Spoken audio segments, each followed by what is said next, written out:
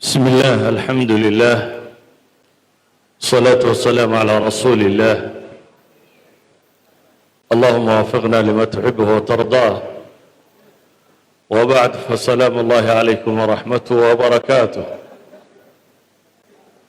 أيها الأحبة موضوعا igu qoran waxaa la yidhaahdaa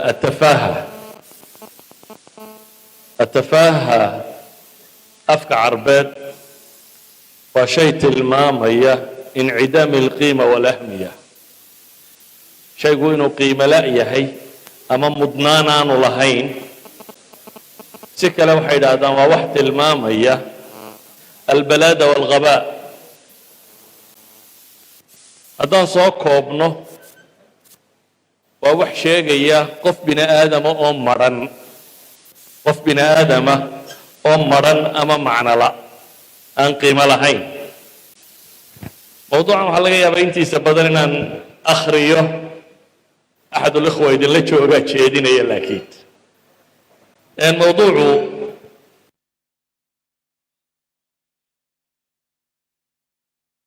iyo qaabka ay u fakerayaan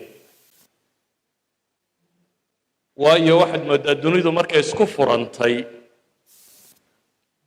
inuu noqday dhaqan qura oo laakiin dadka hogaaminaya aynan aqoon badan u lahayn dhaqamada maanta dunida ka socda intiisa badan waxaa hogaaminaya nimanka reer galbeed yurub qarnigii 19aad waxaa soo bilaabmay philosophigan la yidhaahdo existentialist ama falsafa alwujuudiya waa falsafad doonaysa inay ilaahay dafirto waa waxaana iminka maqashaana in badan lagu dhawaaqay humanismka la yidhaahdo bini aadamtinimo ilaahay iyo jiritaankiisa iyo aakhire iyo jiritaankeeda iyo waxaasoo dhan inta laga tago la dafiro ayaa waxaa la rabaa dunida in dhaqan uu bini aadamku isagu samaysto min sancihiya in la sameeyo wixii la doona markaa lagu magacaabo aragtidaasi yurub bay qarnigii 19aad xoog u hirgashay gaar ahaan filosofakii denmarkiska ahaa ee Søren Kierkegaard markuu bilaabay inuu waxaan qoro isagoo weliba isagu isqarinayo under pen name ku qoraya magac mustacaara aan magaciisa rasmiga ah isticmaalaynin waayo wakhtigaa kiniisadda dowladda ka mid ahayd oo uu cabsanayay muddo markay socotay laba falsafadood oo kale ka sii dilaacay mid waa nin markii dambe waashayba laakiin falsafadiisuna waalida unay ahayd oo Friedrich Nietzsche la yidhaahdo oo jarmal ah nimankani intooda badani waana falasafa waana udabaa waa niman gabiya oo maansayahanaa oo riwaayadaha qora oo linguistica waxaa ka warrama isla markaana philosophers Nietzsche wuxuu bilaabay falsafo lagu tilmaamo absurdism maya nihilism waxay yidhaahdaan ama nihilism luga alcarabiya waa alcadamiya waa noloshu inaan wax value wax qiimo lahayn waxba jirin wax walba wuu dafirsan yihin waxaa ka sii dilaacay talo maxaa qolyahan u sheegayaa gaalada habaarka qaba mid aan dhaamin oo faransiisa oo Albert Camus la yidhaahdo oo isna markaa hogaaminaya falsafo lagu tilmaamo alcabathiya absurdism waxa uu calaamada falsafadooda nin dhagax weyn sida oo la yidhi buur kor oo markuu cabbaar koraba dib u soo dhacaya oo dabeetana shaqadaa u wadaya shaqadan uu sheegaya waa maxay waxay leeyihiin bini aadamku jiritaanka ma fahmi karo waxa ku abuuran inuu values iyo dhaqan iyo qiimo iyo ilaah iyo aakhiriye wax raadiyo si natiijo ma gaadhayo marka waxaynu wadnoo dhamme waa cabath gaaladan isu awowga ee isku abtirsatay saddexdan filosofi aan sheegayo oo qaarkood Nobel Prize lagu siiyey waxaasi oo adab iyo falsafo wada socda ah waxaan u tilmaamaya dudub ahaan waxay leeyihiin noloshu ilaah ma jiro oo aakhira ma jirto oo qiyam iyo values bini aadamku uu leeyahay ma jiro oo wanaag ma jiro oo shar ma jiro oo maxaa jira hadda waxaasoo dhan waa dafirsan yihiin dabeetana waxay leeyihiin maa macna alxayaa noloshu maxay qiimo leedahay qaarkood waxay leeyihiin markaa kuwaasi jawaabahoodu qiimo ma lehe qofku ha iska ictizaalo meelihiisa intuu fadhiisto ha fakero qolana waxay leeyihiin noloshu waa cabate ha la dheelo waa dheeldheelkaa un qiimo kaloo ka dambeeyaa ma jiro labadaa waxaa u cagsiya wixii diin aaminsan u nisbo sheegata alle iyo aakhira inuu jiraan falsafadaasi muddo markay socotay dagaalkii labaad ee dunidu markuu dhammaaday bay midho keentay way midho dhashay waxay isu beddeshay dhaqan iyo suluuku bulshooyinku ay ku dhaqmaan awal aaraa falsafiya oo bugaa ku qoran bay ahayd laakiin marka kan waxay isu beddeshay dhaqan iyo suluuk iyo organizations iyo system iyo nidaamo ilaa xadda dhowaan 2015 baa filosof faransiis ah oo Quebec ku dhashay baa wuxuu qoray buug afka Faransiiska ku qoran la yiraahdo nidaamu tafaaha baa la yiraahdaa pettiness system oo wuxuu tilmaamayaa dunida dadka maamula inay yihiin tawaafihdi inta xidiga waana inay taafih yihiin tafaahadi baa system laga dhigay buu leeyahay adduunku system ku socda waa system ah dadkii bila macna ahaaba siyaasadda u haya dadkii bila macna ahaaba dhaqaalaha u haya dadkii bila macna ahaaba hogaaminaya aadanuhuna waa inuu noolaadaa si aan macnaba ku jirin si aan macna ku jirin saalayaal kooban baan idin siinaya saalayaashaasi waxaa ka mid ah مثلا waxaad arkaysaa nin dhalinyaro ah oo maryuu qaadanaya ku mashquula laakiin doorashadiisu ay tahay marada ugu liidata marad dildilaacsan oo jeexjeexan oo caynkana waa ogtiin marad dildilaacsan inaanay nolosha qiimo ku lahayn qof kastoo bini aadama garanaya laakiin haddana markaad tagto sheekh cabdirashiid baabari iyadoo وبارلين مالها كخطبتين هي إن الصومالية ده مرة جحن ستة يسوت تاجي فبتنا وحول السؤال بنكويدين يا شيخ أو حضرت ولا الكين أنت أنا سؤال شيء سكت جوابي أو حاجة يسوق در إنك السروال ويبين نبيل يعني قف بنا آدم والله عكب بحنا يا مرة للدلاعية ولما مردا للدلاعية كقيمة بدنتا هاي مركز كل ركبانتي سروال كتشينيس كأولية هاي هدان للدلاعية هدين للدلاعية وحقا لسيء مركز للدلاعية أو زيت سادو ملاين سامركا بن آدم لبس سروالو اسكميدا كدلدلاع سنواكتي سقيمة بدني مركو دورة شصم أيو كاد دورة أيو دانك لو حضر كيسا توافيه دا سيدوني دا إنك روا إنكو صاصع طاون بدنا واحينا dad madaxooda iyo timahooda un ka shaqeeyo ku cayaara mid dhanka xiira mid zagzag ku sameeya mid dhowr u sameeya waxay shaqo qabtaan oo dhan wax weeyaan maalinba inuu timaha dhan gooyo mar waa wada xiiraya mar dhan buu xiiraya mar dhowr buu samaysanaya mar sida diigu u samaynaya mar waa kallaraynaya wuxuu ku mashquul yahay markaasaa la leeyahay weliba intuu tago الرئيس لا العق بدن لقى قاضي قوة شيخ سمية والعق عالية ما لو ميدا مسكين كاجن عقفت له قلنا يلا ما قيمها ده دور دون يسام الديك أما واحد لميدا وسيستم وبلغو بولشين يا رنشيا لمرين يا ولا مايريا شغل بدن ما لقى كمانية مركوا توافيه دو حكيم طيب مثلا ما هذا كيسا سيدو نعم شو مسكاي تلمامي دولة دان أما ومدر دان أما سيستم دان أو نظام الملاهي بن آدم كوسمية إن دتك الله والله الله مشغوليه دون دان أو يسا محل أو يسا kubad baa laba birood dhex martay. How is it say kula tay aadana dhan oo garoon fadhiya oo ilmadu ka da'ayso oo waxay la ooyayaan ay tahay kubad baa laba birood dhex martay. تيم هبل بقى تيم هبل كبدية ونظام الملاهي كونسرتس نمن بقى هي سيا واجي هره وحلوها سمعنا لها جيرين أدب معنا له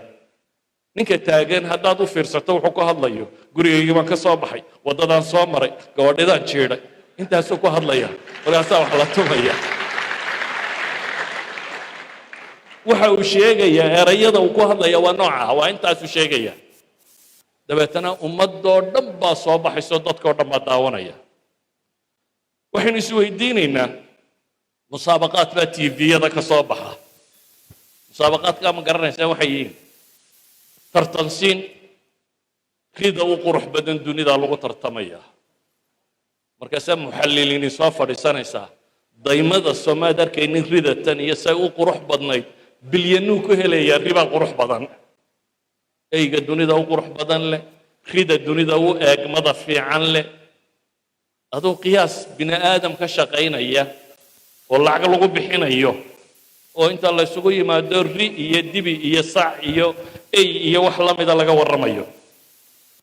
waxay yidhaahdaan waxaa soo kordhay waxay ku tilmaamaan celebrate worships dadka caanka ah oo la caabudo. qof baa baxaya shaadh iyo surwaal iyo koofiyad magac ku qoran yahay mujarrad inuu magacaasi ku qoran yahay buu ka qiimo badan yahay dharka kale oo dhan. waxay tilmaamayaan saraawiil imika maydaan arag dabada laga xidho waxaa la rabaa nigiska brandkiisa in lagu tuso. waa nigiskii Beckham xidhnaa ama Cristiano xidhnaa si lagu tusiyo hebel nigiskiisa aad u xidhato waa in surwaalka hoos loo yara dhigaa dabeetana brand name-ka nigisku waa inuu muuqdaa. noloshu markay xadkaa gaadho dadka tawaafihida aad arkayso waa la buunbuuninaya ilaa ay noqdaan mararka qaarkood ilaahyo la caabudo. tusaale basiita maalin dhaweyd nin kubadda cayaara oo Ronaldo Cristiano Ronaldo la yidhaahdo ayaa soo fadhiistay wuxuu rabaa inuu warbixin dhiibo. laba midho Coca-Cola hortiisa yaaluu ka qaado dhulkuu dhiga.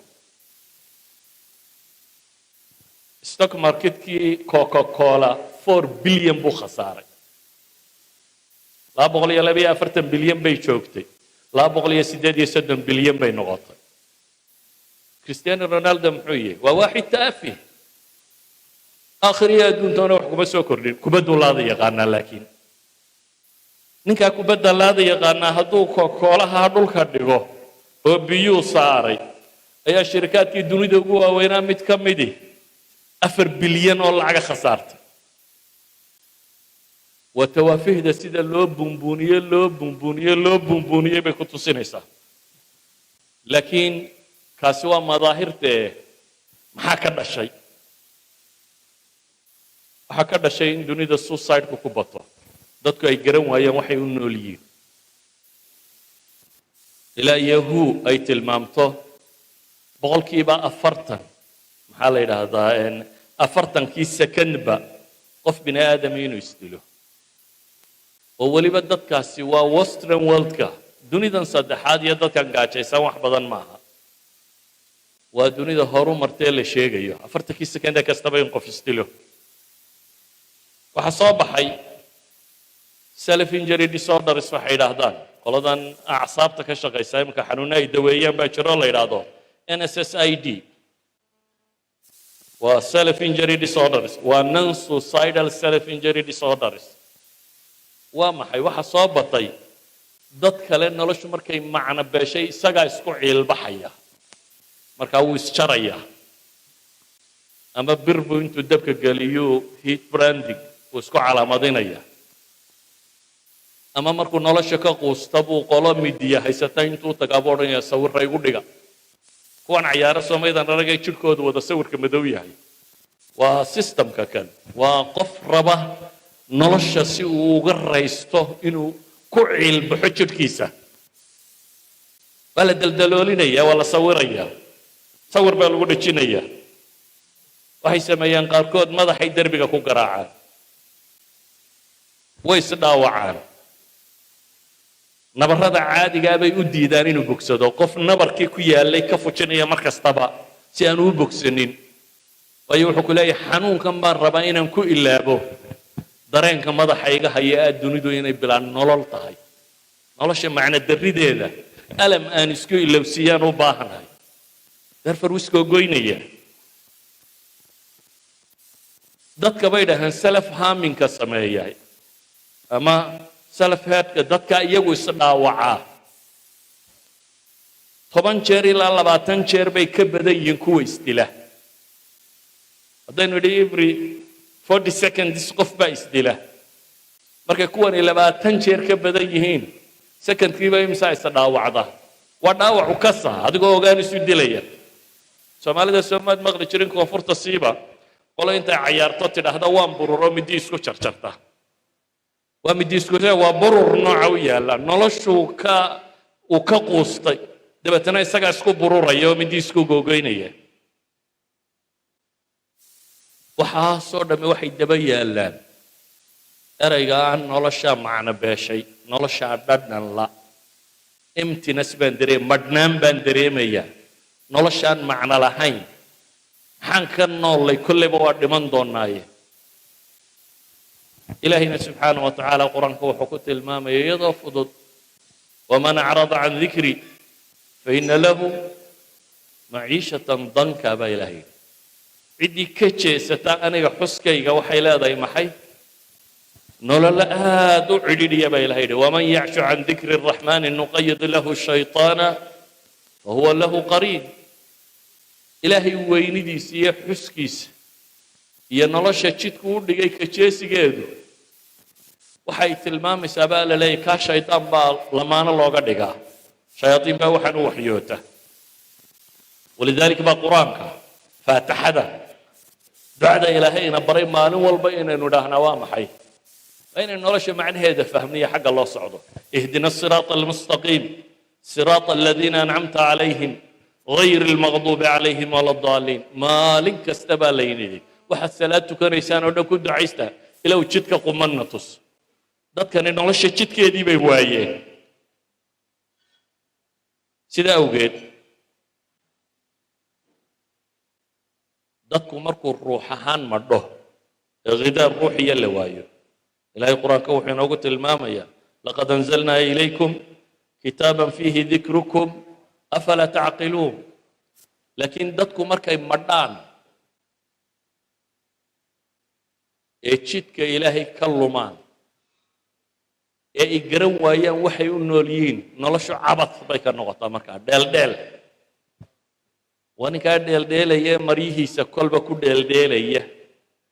إيه مدحي سكو دل إيه دب الصعدة قف معنى الليته قف آد معنى الليته قف أن الله شدد نولهين هبيرات وحيتي الله شو حو مهم سني وين هذه الله قرات يا أيها الناس قد جاءتكم موعظة من ربكم وشفاء لما في الصدور وهدى ورحمة للمؤمنين إلهي وحليه ادضوا يا أيها الناس واردضوا حق إلهي وحيدين كيمي موعدة وانا إلهي حق سيدين كيمي إيوه شفاء لما في الصدور ذاتكاني ثون المدوبي كتيران وأن إنبا افتن كموقنين وأنو قرنين ميل وسعده ساكا هداد بحضه أسارت قرنين ميل اللالية ميل أتصعطه haddana aad qasbantay inaad socoto maxaa dareemi lahayd nolosha waa caynkaa haddaad nooshay waxaad u nooshay inaanad garanayn meel aad u socotana aanad garanaynin wax kaa dambeeyana aanad garanaynin waa nin gudcur gudaya baad meel madow baad socotaa ilaahay wuxuu leeyahay waxaasoo dhan mawcidaa kaga caafimaadaan shifaaun lima fi suduur wixii laab ku jiray wax lagaga caafimaado baa ilaahay leeyahy subxaana wa tacaala baa idiin soo dejiyey iyo wahudan waraxma hanuun iyo naxariis laakiin ciddii ilaahay naxariistiisa ka jeesataa waa luntaa dadku inuu sidan u lumo maxaa keenay kow waxaynu leenahay caqiida xumo dadka maanta lagu dayanayo western civilization baa dunida horseed ka ah oo hor socda western civilizationna maanta waxa ugu weyn almadhab الnafci madhabka ah wax walba in maado lagu qiimeeyo oo maxay iga soo gelayo inaad tidhaahdo aadamaha inay maadadu ka qiimo badato aadamaha inay maadadu ka qiimo badato dowladaha horu maray baan laba tusaale idinka siiyo in bini aadamka maadadu ka qiimo badantay kambanigan ford la yidhaahdo ee maraykanka ah ayaa gabadhi soo saaray gabadhidii uu soo saaray baa cillad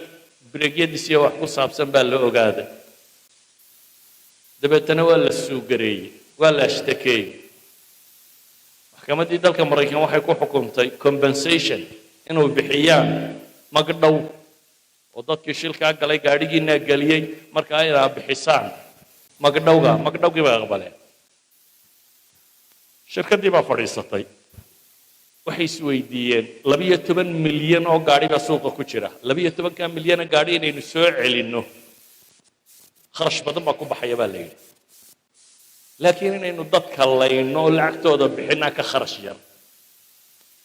dadka in la laayo oo lacagtooda la bixiyaa ka kharash yar saa daraaddeed waxay go'aansadeen dadka wixii dhimanaya ha dhintaan ee compensationka aanu meesha ku haynaynaa waanu uun kii dhintaba waa iska bixinaynaa inaanu kii dhintay beersadka dhimanaya qiimahooda bixinno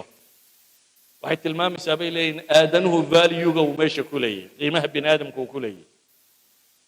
qolo kale waddankan Polandka la yidhaahdo ayaa malaa sigaarka hal la joojiyey waxbaa laga hadlay dabeetana kambaniga sigaarka iibiya wuxuu keenay research baxfi uu leeyahay dowladda waxa u fiican inay sigaarka daasato oo waayo sababtan la leeyahay sigaarku waa sun oo caynkan oo kasar buu keenaa dowladda kharash badan buu ka hayaa shaakil maaha bay leeyihin lacagta idinka soo gelaysaa ka fiican oo sigaarka lacagta ka soo gelaysa dowladda waa maxay waxay dhahdeen marka kharashka koska la eego sigaarku dhibtuu keenaya faa'iidadu keenaya badan maxaa u malaynaysaa faa'iidadu keenaya inay tahay faa'iidada ugu badan ay xisaabiyeen waxa weeyaan dadka sigaarka cabaabay yidhaahdeen 10 sano ay ka da'yar yihiin dadka kale caadiga ah mostly bay yidhaahdeen sida caadiga Yurub benshanka 65 ma lagu galaa dhimashadooda waxay qiyaasaan average inay 78 years tahay 10 sannadood bay dawladdu benshan dadkaas siisaa 10 sannadood bay guryo iyo caafimaad iyo mushahar siisaa intaasaa idinka maranaysa bay yidhaahdeen intii benshankaanu kharajinaynaa dadka haddii sigaarka loo sii daayo waxaa meesha ka baxaya maxay 10 sannadood intii noolaan lahayd macnaheedu waa maxay beesadaa ka qiimo badan qofka bini aadamka ah haddii lagu xaaqi karo oo lagu marin karo oo lacag lagu helayo waa inaad dhimataa qaanuunka dunida u yaalla waa kaa waa inaad dhimataa idan madhabka nafciga ahi ee yurub ay haysato ama ninka caadi u haysto ee xaggana soo faafaya waa madhabkaa keenay waxa qura uu bini aadamku qiimanaya inay maadada noqoto noloshuna inay macno beesho caqiidada iyo diinta iyo aakhira iyo waxaana in la ilaabo ilaahina wuxuuna leeyahay faman yamshi mukibban calaa wajhihi ahda amman yamshi sawiyan ilaahay wuxuu inoo tilmaamayaa war ma dadka kuwa madaxa ku socdaa hanuunsan mise kuwa qumaatiga u socda waxaan leenahay noloshu haddii aad garan weydo waxaad u noosho caqiidadu lunto kuwa ugu waaweyn ee aqoon-yahanadee maanta dhallinyaro badan ay daba socoto Richard Dawkins waa professor macruuf oo la yaqaano selfish jin ku caan baxay ayaa waxa la weydiiyey noloshu maxay qiimo leedahay agtaada nolosheennu maxay qiimo leedahay wuxuu ku jawaabay waa meaningless noloshu macno ma leh idan haddii lagu buufiyo sida quraanjada macno ma leh waayo khayr iyo sharba ma jiro agtiisa khayr iyo sharba ma jiro hitler ma la ceebayn karaa bay idhaahdeen haddaynu saa u egno waxay leeyihin maya haddaynu saa u egno waa maya soo duuduubo jaamacadkan maraykan mid ugu weyn kuwa ugu waaweyn ka mid ah hopkins university ayaa ardada ku jirta waxa la weydiiyey waa maxay waxa ugu fiican aad raadinaysaan boqolkiiba 67 baa waxay ku jawaabeen inaanu nolosha macnaheeda fahmno waxaanu u noolay inaanu garanno qiyaas arday dhan oo jaamacadaha dunida kuwa ugu waaweyn mid ka mida jooga oo leh waxa ugu weyn aanu rabno inaanu ogaanaa waa inaanu nolosha macnaheeda fahmno maxaa loo nooliyey victor franklin in la yidhaahdaa wuxuu leeyahay ardayda maraykan aan wuxuu dhigo boqolkiiba 55 waxay dareemayaan buu leeyahay inay noloshu macno lahayn inay noloshu empty inay maran tahay saashay isweydiinta le waxa weeyaan dadka maran ku dayanaya iyagoo halkay tegayaan marka ninka nin maran daba socda nin waalan haddaa daba gasho meelaheennan waxaa caan ahaan jiray nin xanuunsanaya oo ama maryo uskagle sita ama maryo dildilaacsan sita ama raamale sita laakiin markaad aragto nin guri ka soo toosay oo lacag haysta oo raamale ama maradiisu dildilaacsan tahay wuxuu matalayaa dowrkii ninkaa waalan unde wuxuu arkaa inay tani macaan tahay tiisaa dhadhan yeelan weyday oo tan ninkaa xanuunsanaya ayaa la macaanaatay waxana waa la sameeyaa matalan bahalkan yaree dhallinyarada ay ku dawakhdee la daawado ee facebookyadan iyo waxa kan khubara ka dambeeya tijaabiye inay bini aadamka sidee baad addicted u noqon lahayd sidee baad soo waxyaabaan maandooriyaasha marka la cabo marka dambe qofku addiction buga idmaan la qabsi buu gaadhaa waxaa ka dambeeya niman waxay dhahdaan attention engineersku berigii hore style engineerska u kharash badnaan jiray attention engineerska imanka ka kharash badan bay dhahdaan style engineerku waa kuwa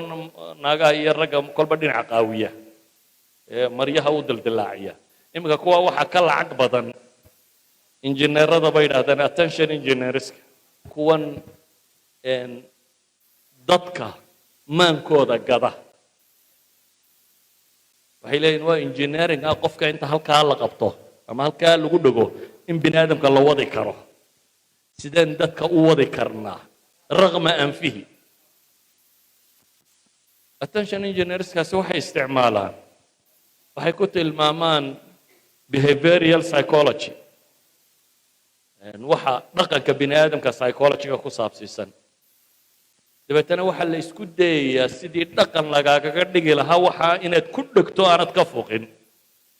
khubaraha meel u fadhida sidaad addicted u noqon lahayd sidaad mudmin u noqon lahayd waanay ka dhigeen runtii dad badan maanta waxaa laga yaabaa inaanu gam'in haddaan mobilku dhinaciisa oolin bale waxaa laga yaabaa habeenkii hadduu baraarugo inuu eego wal wixii soo dhacay intii hurday waayo waxay gaadheen darajo ah inaanu noolaan karin inuu facebook gala mooyaane dadka ugu badan ee la daawanayaana maxay yihiin waa kuwa bilaa macnaa ah مثلا كريستيانو رونالدو انستغرامkiisa 300 milyan oo bini aadam ah followerka ayaa daba socda wuxuu ku soo kordhinaya aqoonta uu dunida u waday uu soo kordhinaya maxay tahay ee 300 milyan oo bini aadam ugu xidhan yihiin ee u daba socdaan wuxuu soo qorabay eegayaan xaqiiqadu waxa weeyaan indhahan maaha bini aadamku meeshuu beelaa kuwa la beela waa kuwa kan da'yar badan oo maanta hargeysa iyo dhulkan degan waxaad moodaa inay beelayaan indhaha hoose inay diin iyo qiyam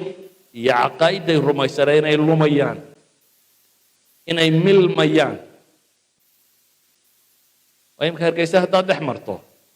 waxaan is leeyahay dhallinyarada inta dhafoorka xiran laa ka badan inta caadiga u xiran haddaan labadaasi dhinac dhigo haddaad weydiiso maxaad u xiratayna qofka jawaabi garanayma waxa laga yaaba inuu ku idhaahdo waa styleka dambe waa qaabka dambe wax ka rooreed inuu idhaahdo waa waalida dambe koox waalatay oo nooca kana ayaa sidan madaxooda ugu faygaray anna waan ku faygaray inuu yidhaahdaaba ka roonay ayuha alaxiba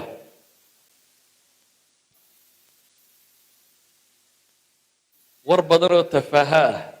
oo waxaa ku saabsiisan 26 bage baa halkan ku jira oo ninka baasha diyaariyay uu ii dhiibay 26 pages waxaa ka warramaya laakiin waxaan is leeyahay tafaaha intaas idinkaga filan madnaan intaas idinkaga filan laakiin waa inaynu isweydiino maxaa dawa ah agteenna waxaa qiimuhu ku yaraaday ilaahay kitaabkiisa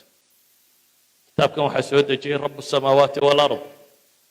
ilaaha caliimun khabiirka ah dunida tan dhisay waxa u fiican garanaya aadanaha abuuray waxa ku habboon garanaya intaynu kaa dhinac marro ayaynu waxaynu raacaynaa aadanaha kuwii ugu liitay iyagu ay ka qaylinayaan almadhab alcabathi مثلا فيلسوفيada rumaysan filosof Czech ku dhashay baa jira oo afka Faransiiska wax ku qora riwaayad buu leeyahay uu qorayo buugta caanka oo la yiraahdo xaflatu tafaaha baa la yiraahdaa xaflatu tafaaha kii horena muxuu qoray kii hore wuxuu qorayay nidaam tafaaha naam Chomskyna muxuu tilmaamayay ilhaaga binaa 10 system bay isticmaalaan buu leeyahay duwalka iyo dadka halkan haya oo ay aadanaha ku madadaaliyaan si uu nolosha uga dhaco ama si loo controlo loo wadi karo waxaasoo dhan isku soo duuduub haddaad ilaahay rumayso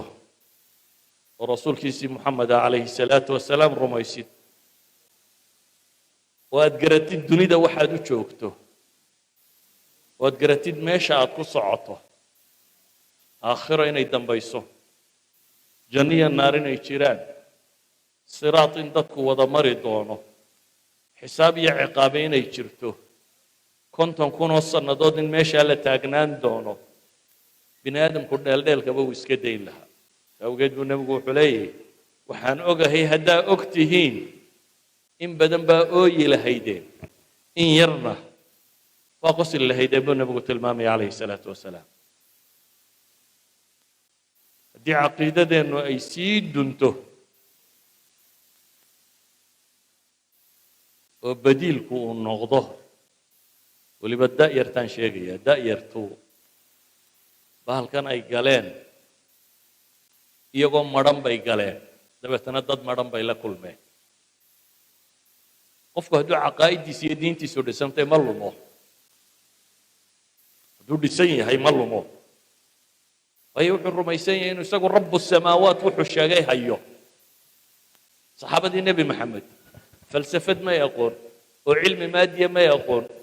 وصحراها عربات بيكون كورين لكن وحي عقيدة يستين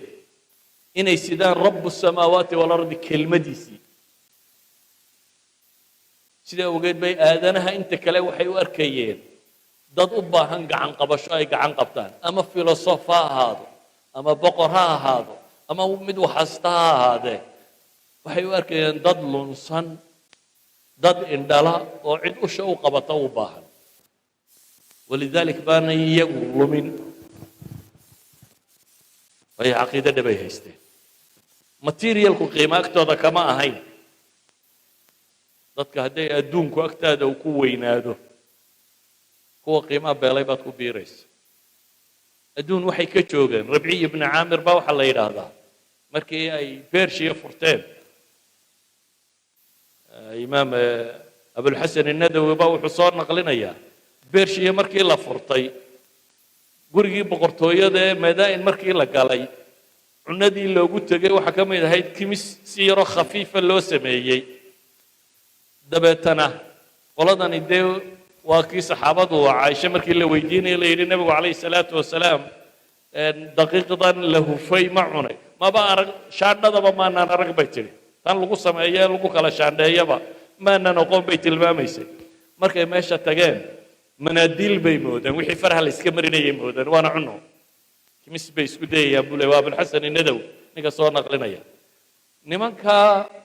khubuska meesha saaran moodaya mindiil faraha la iska mariyaa ayaa haddana dowladdii dunida ugu xoogga badnayd carshigeedii dul fadhiya oo qabsanayay waayo ilaahay bay rumaysnaayeen ilaahay markay dhab u rumeeyeenna nolosha adduunna wuu ugu gargaaray ta aakhirana wuu ugu gargaari doonaa laakiin dadku hadduu dadku ambado oo uu diinta ilaahay ka ambado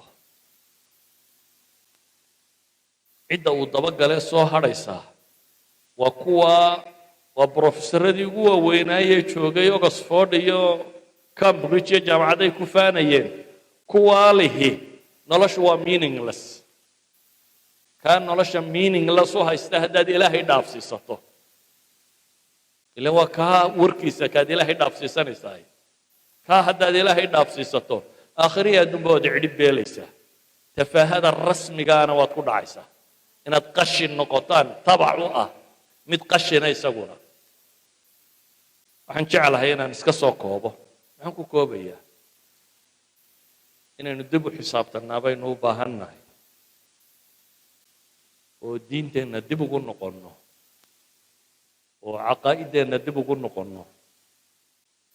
oo garanno waxa ugu muhiimsan ee dalkan iyo dadkani uu haystaa inuu yahay kitaabkaas ilaahay siduu isaga u xifdin lahaa ee u baran lahaa ee ugu dhaqmi lahaa in loo noqdo intaasaan kusoo koobaya wasala allahuma calaa muxamedin wacala aalihi wasaxbihi wasalam alxamdu lilahi rabbi alcaalamiin